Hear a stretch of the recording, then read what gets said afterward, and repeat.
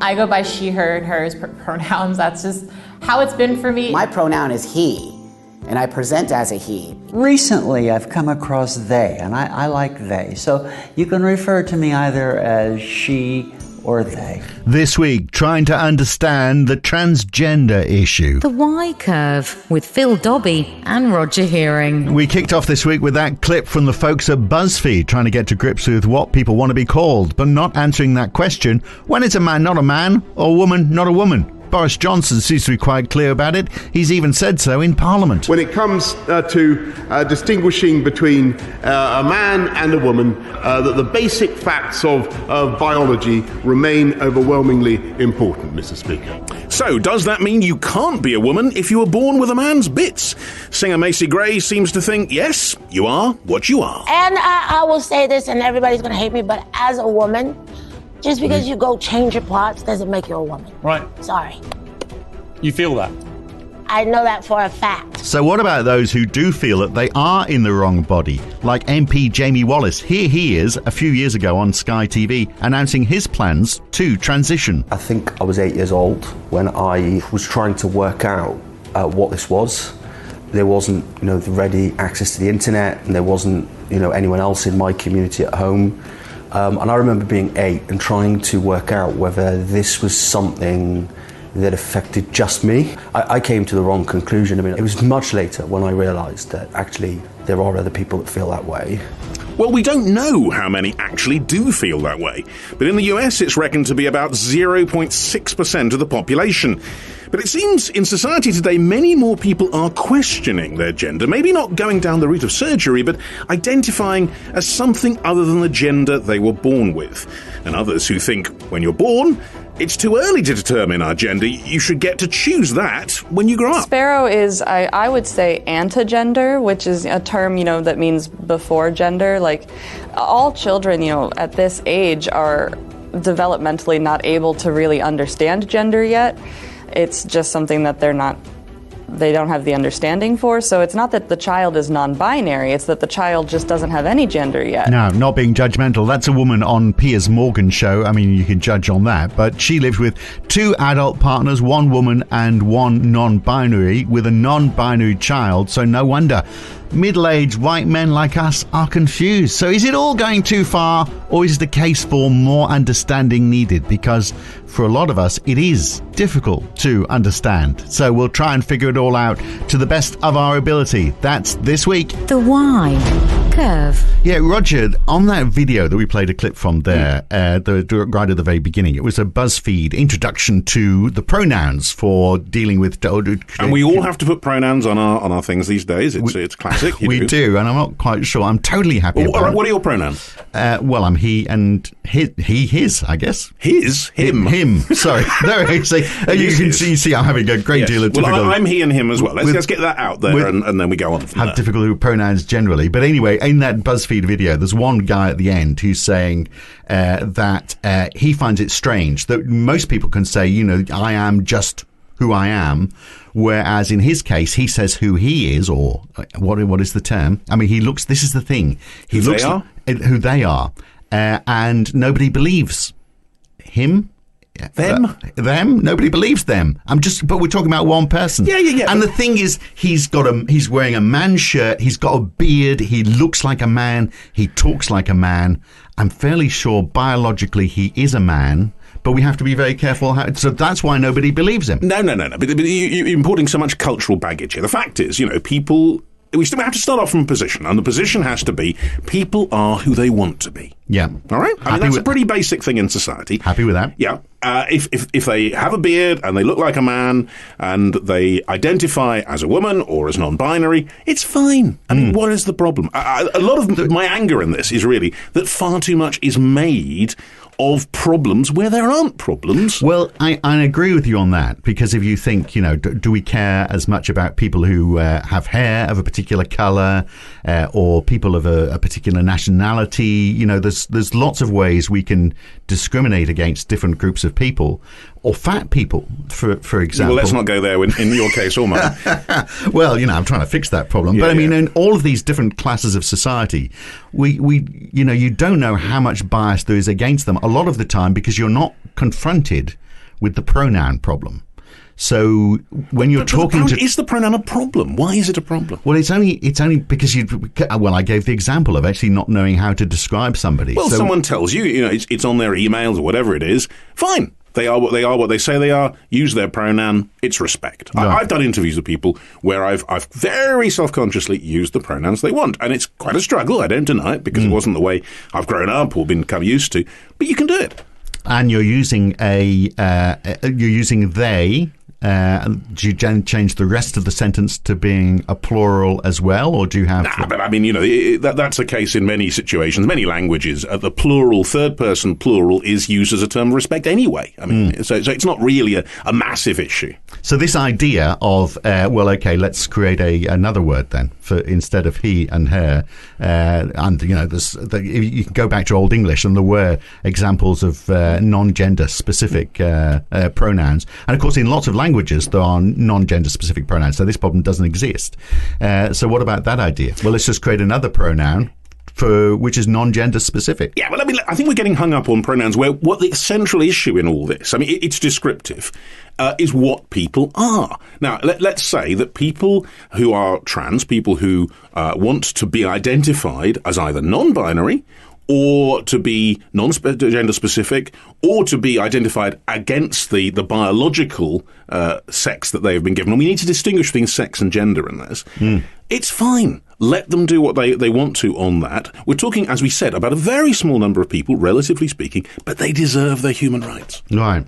But are they being vocal for good reason then? Because obviously this is a huge issue. And when we said in the introduction, in the United States, it's probably about 0.6% of the population.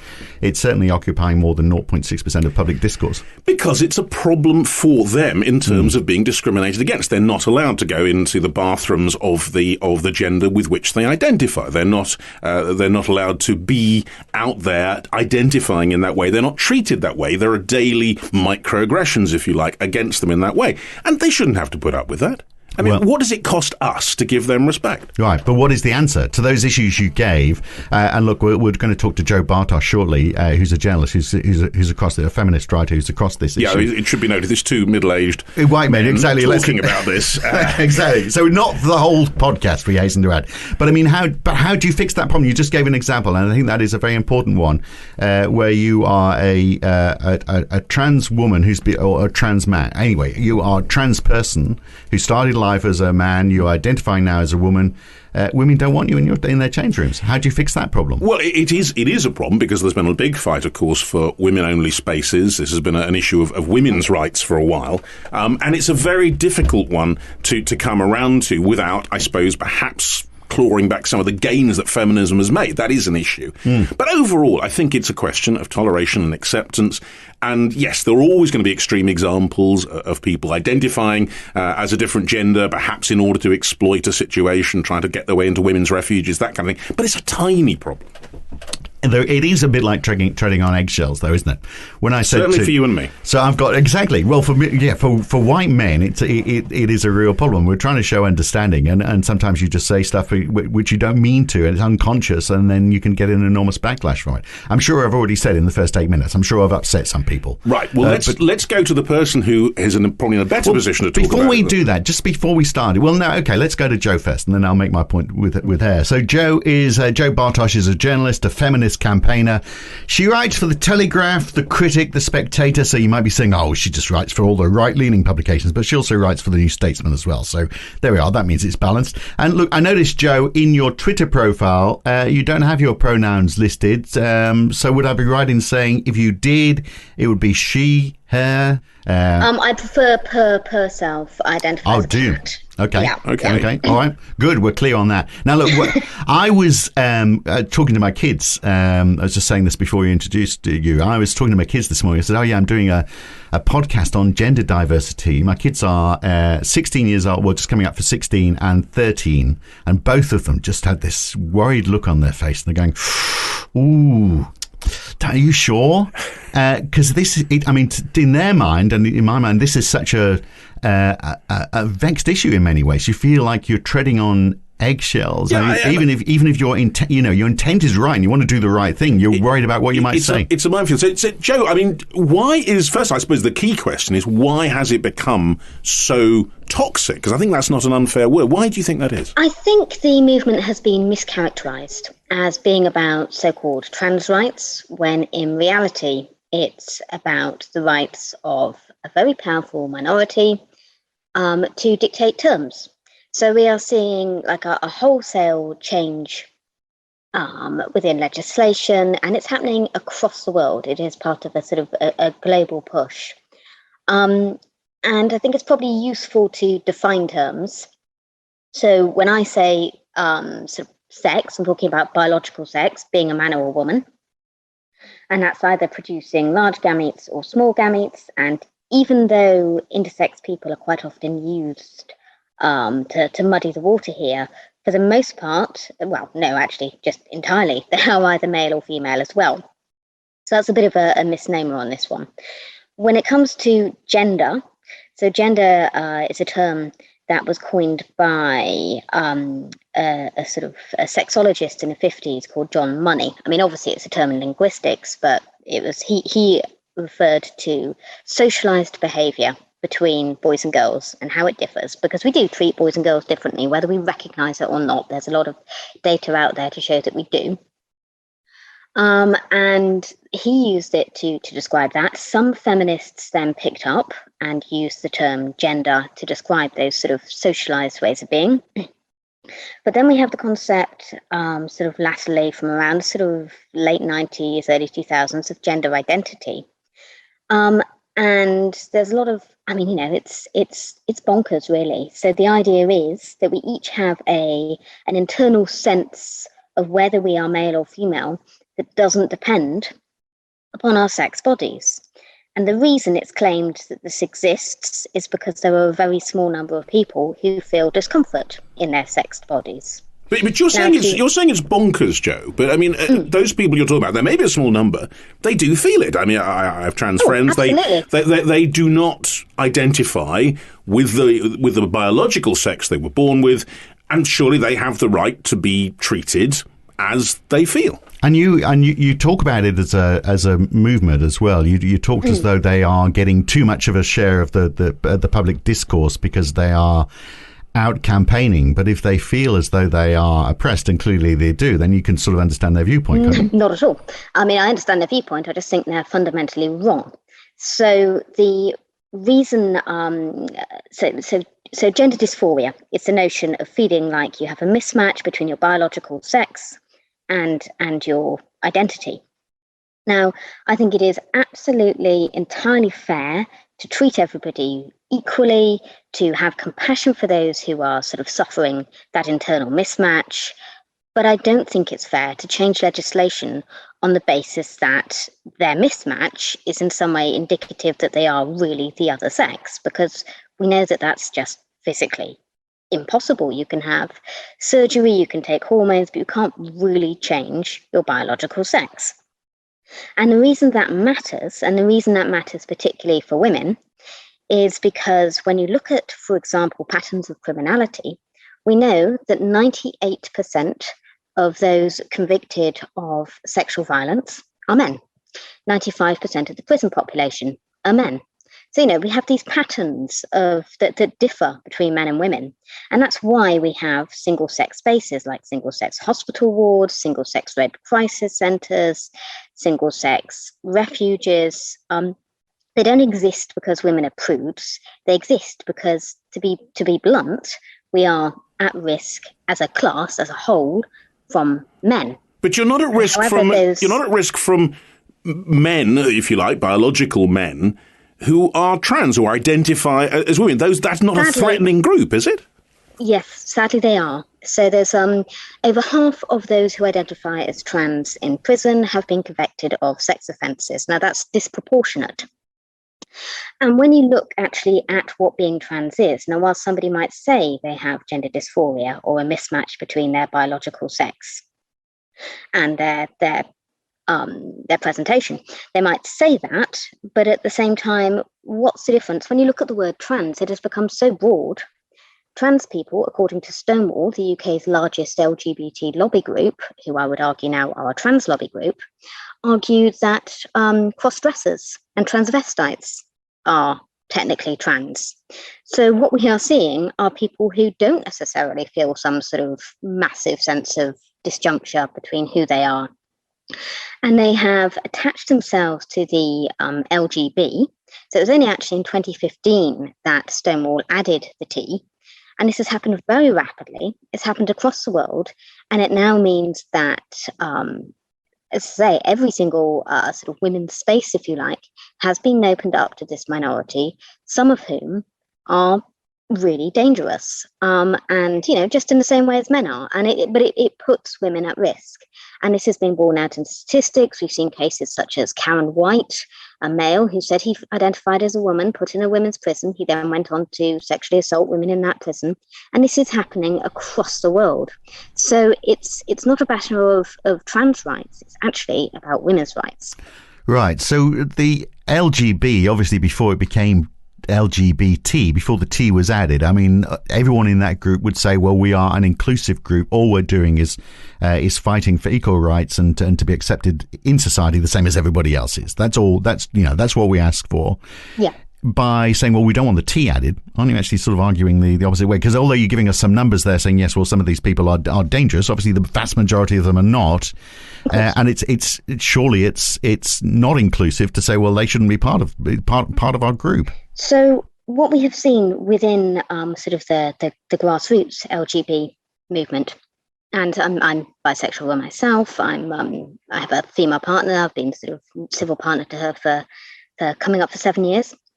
And what we are seeing is there's been a redefinition by supposedly LGBT lobby groups to say that being same-sex attracted is now a matter of gender. So we have seen, for example, males with penises calling themselves lesbians, and they are now on every single lesbian dating app. And none of these dating apps will get rid of them because they're all absolutely terrified of getting sued. So, you know, we have seen so-called trans men entering gay men's saunas. And, you know, to be blunt, they are women, some of whom may have taken testosterone or had mastectomies, but they look like women to the gay men in those groups. And they are claiming that it is bigoted and that it is exclusionary for them to be sort of rejected as sexual partners because they're female. All this is an argument from extremes. You know, there are lots of extreme cases you're talking about where obviously things happen, and they always have. Whatever rules you make, people will find ways around them and ways into them. But the vast majority of trans people, like everyone else, do not have wicked designs, do not have sexual urges to do things that would offend and attack people. They're not aggressive. We're kind of discriminating against a group that, in the majority, like the majority of everyone in society, doesn't have bad intentions. So why do it? Well, I think we've got to find and before you answer, haven't we got to find some hard and fast rules here? So you gave the example of men who became transgender, identified as a woman, and then went into men's gay saunas. I mean, you wouldn't let a woman into a man's gay sauna. If she's identifying as a woman, why would she be allowed in there? Well, I mean, that's sort of cuts to the root of it. So I noticed then that you said men who identify as, well. Well, yeah, there we are. You see, there's me treading on eggshells as well, because I'm having difficulty getting around the terminology. Smash on them and then just stomp on them. Yes, eggshell smashing is something we do a lot on this. Yeah, I mean, to be honest, it's a fight against reality. I mean, I'm sorry, but however someone identifies, that's a personal matter. That's a subjective choice. It is not then up to the rest of society to validate that choice. And we are seeing particularly women-only groups, gay groups, lesbian groups being used to validate the identities of these people who say that they have a disjuncture between how they appear and how they feel. Well, you say they've got a disjuncture, but they have got the disjuncture. I mean, are you saying that they're lying, that they don't feel this way? I think when it comes to, I think we've got two different groups who are often conflated. Now, I think you've got a lot of young women who identify as boys and men. And I think once they probably would have understood themselves to be lesbian. So we know that, for example, if you're looking at the scandal that's unfolding at the moment at the Tavistock Clinic, which was the UK's sort of leading gender identity clinic, around 3/4 of those referred at adolescence are young women. Many of them are same-sex attracted, and many of them are also autistic. So they feel that because they don't fit into the stereotypes of what it is to be a woman, it must be a man. And these are stereotypes. And, I think we have a duty as a society to let people know that it's okay not to fit stereotypes. But rather than sort of changing stereotypes, they're changing their bodies. And this is being facilitated by the state. Now, obviously, they are prepared, people are allowed to identify and feel how they want. But I don't think we should be changing legislation to reflect their internal sense of identity when the fact remains we are all either male or female. Well, let's look at that legislation in just a second. But just a general question. Is some of this rooted in the problem that we attach too much to gender in society from a very early age? We make boys behave like boys, we make girls behave like girls, and if they don't fit that, I mean, it used to be in the olden days, if we had girls that were called tomboys, if they were behaving in a more masculine way than was the accepted norm. And then some of them, grew up like that. Some of them grew up differently. It's just a phase you go through at childhood. But I mean, it's always, in your teens, it's complicated, isn't it? Trying to figure out who you are, and then being told who you are means you have to conform. If we did less of that, then we'd have less of a problem, I suspect. Absolutely.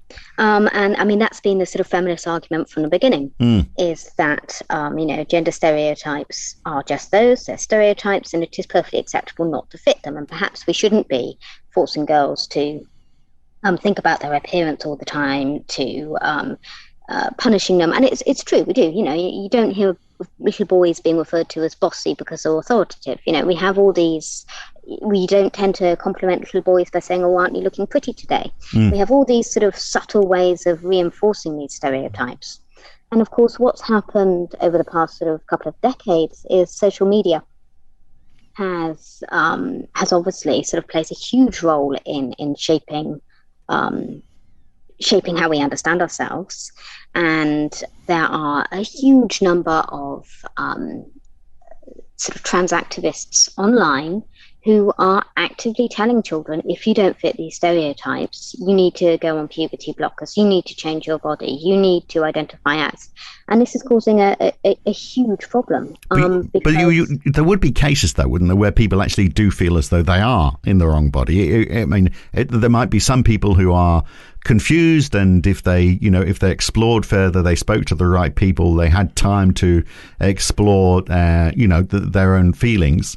They might decide it's a bad idea. And that actually is what social media is allowing, enabling that people can be able to explore these things. It's not social media obviously can be a force for restriction as well, but it's also a force for tolerance. People can suddenly know there are people just like themselves. But Joe, I thought, well, maybe there are people who go through the gender realignment surgery because of confusion, and that's I feel like, again, eggshells, that feels like a hugely controversial thing to say. I think calling people confused because they think differently is not helpful. But if they, and I thought, well, maybe some of them are confused and therefore they have the surgery, and then there have been cases where they actually want to go back again, don't like it. People change their minds, it happens. But actually, as it turns out, less than 1% fit that. So those who are undergoing... That's not true, actually. Oh, isn't it? No, I was looking at a survey from the United States, but if you've got another figure, let me know. But I think okay, well, tell me what that number is. But I'm sort of assuming it's still a relatively small percentage.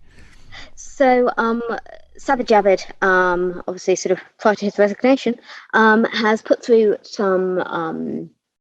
a piece of legislation so that we can uncover the research from the Tavistock, so we can do sort of follow up into the outcomes, because it hasn't been tracked. That's the truth of it. We don't know how many people are desisting. It's happened all across the world, but speaking from the UK, so there are a number. Obviously, there was Kira Bell, who was had a pretty traumatic upbringing, and is again same-sex attracted before identifying as a boy. There's a case recently, it was reported last weekend of a young man called Richie. I can't remember his surname. Who he's to be blunt, mutilated his body. He's chopped off his testicles and his penis. He then discovered he was a gay man, and he was in part coaxed to do this through social media. So it isn't.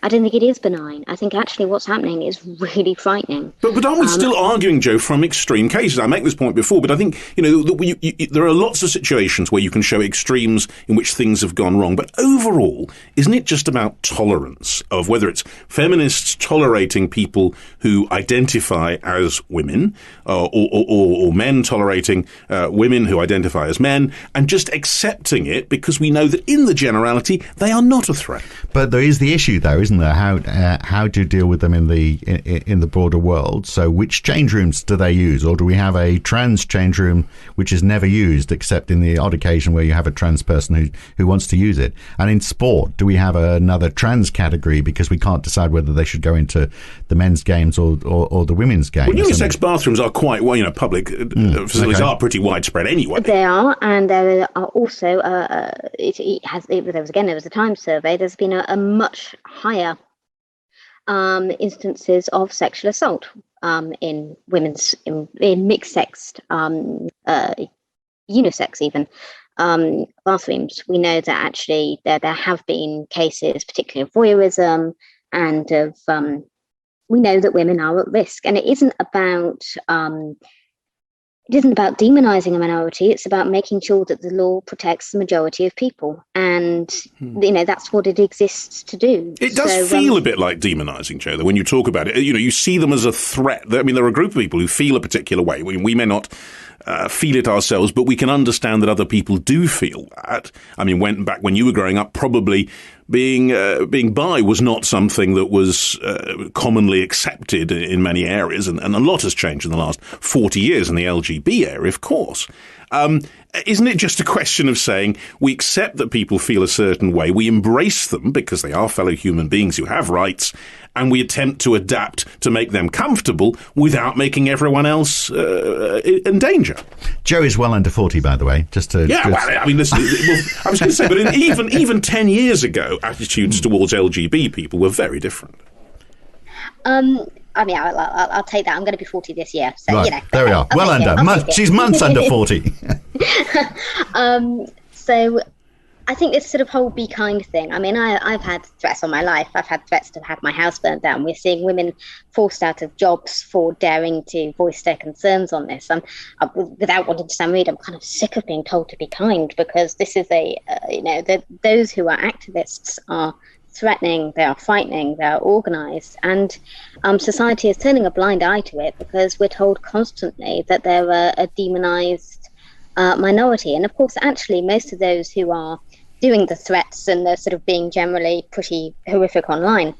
And we have seen attacks, by the way, on gender critical women, on women with views like mine, physical attacks, not just online. So it is frightening. And there has been a lot of cancelling, of course, in cultural terms, J.K. Rowling, etc., of course. Yeah, so I mean, part of the reason that I'm a self-employed freelance is because I know that I haven't got a cat and house chance now that I've come out on this issue of ever being employed by a mainstream newspaper or having a normal job. It is impossible for me now. So today we are seeing the ruling on Maya Frostata. She was a tax consultant.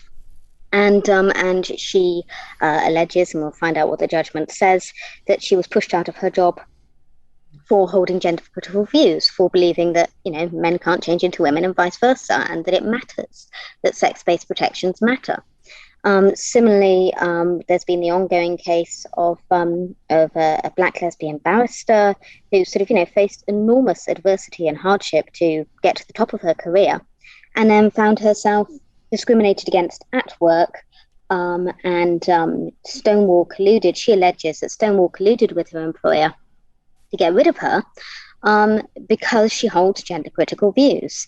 And yet we are constantly told that it's us who are the threat, who are the problem, and this just isn't either borne out by facts. I have never heard of a so-called sort of gender critical feminist ever attacking anyone or hurting anyone, because that's not what it's about. That's not what we're about. We're just saying that, sex matters, and it has taken, it's taken centuries for women to get basic sex-based rights protections, and suddenly they're being rolled back at sort of breakneck speed because a minority of people are claiming that that their identities don't match their bodies. Well, wouldn't trans activists be saying, well, we're just trying to do the same thing? We're going through that same process. It's early days for us. We're just trying to get that affirmation, that recognition. So there's kind of an elephant in the room here, which is, I think, and again, I know I'm going to be accused of sort of demonizing people, but it is true. Where are all the, for example, Eddie Izzard? He used to call himself a transvestite, and he used to quip that these aren't women's clothes, they're mine. Was kind of one of his exactly. And now he is claiming to be a woman. He's calling himself she, and he wrote, I can't remember if it was a blog or if it was an interview, but about how he had been allegedly sort of mocked by some teenage girls when he was in the women's toilet. Well, I'm sorry, Eddie, you're not at risk. Use a men's loo.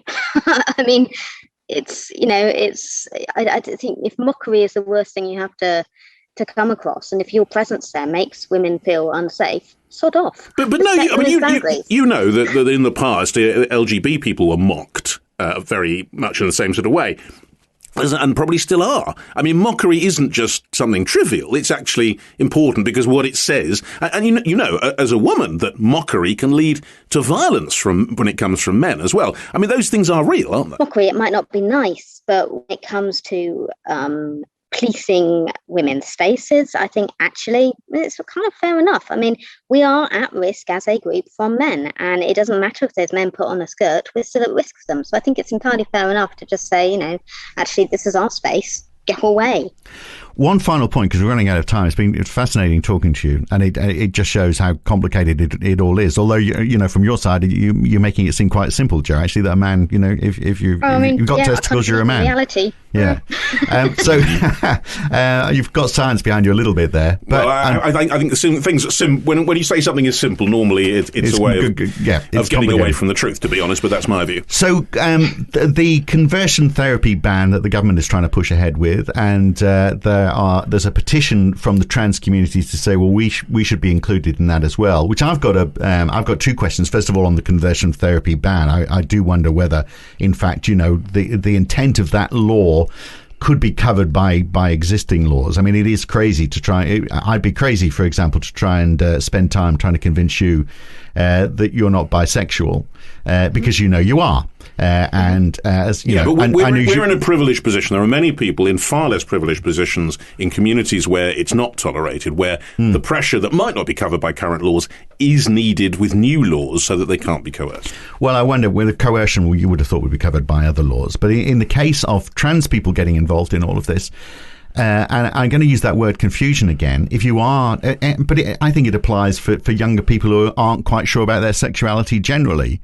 They'd want to talk to someone about that, wouldn't they? And if we say, well, how much of that could be treated as conversion therapy, to such a point that psychologists say, oh, we don't want to get involved in that whole space now because there's a whole law against it. I mean, that could be a step backwards. So whether actually we're talking about the LGBT community or we're adding T on the end, I'm not quite sure this is a sensible law. What are your thoughts? Yeah, I mean, I think it's a really cynical piece of legislation. It was, first of all, they tried to rush it through. So they cut the consultation period, and the idea of that was so that they could release it in time for the now pulled LGBT Safe to Be Me conference, which was a government initiative. And then it collapsed after a protest by trans activists. But do you think, for trans, for the idea that you need to talk to someone, don't you? You need to take advice. You can't. Absolutely, and I think it would be really, really dangerous to potentially criminalise. So in Canada, I think it's 5 years in prison for those who dare to suggest that maybe people might want to question. And when you look at, so I'd urge everybody to look up Dr. Az Hakim. He was targeted recently and the subject of a newspaper article by a trans activist and journalist known as Patrick Strudwick. And when sort of details of the supposed conversion therapy he'd allegedly performed came out, he just asked this young woman who was saying that she was a man and who had rapidly begun to identify as a man, for her feelings, for her thoughts, and that was construed, because he didn't immediately accept her identity, that was construed as being conversion therapy.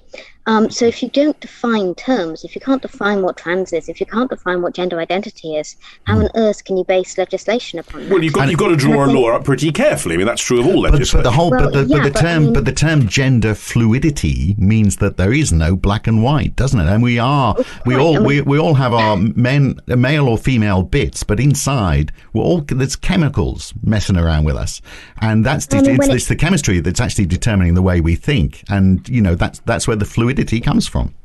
I think more cynically, I think the legislation itself, I mean, there is no great issue in the UK. I mean, don't get me wrong, conversion therapy is a horrific thing, but there's no actual evidence to say that it's happening in the UK, and where it does, chances are it would be covered by existing legislation. Yeah. The point of the legislation was, in fact, to get gender identity onto the statute, which would obviously be a massive win for trans activists.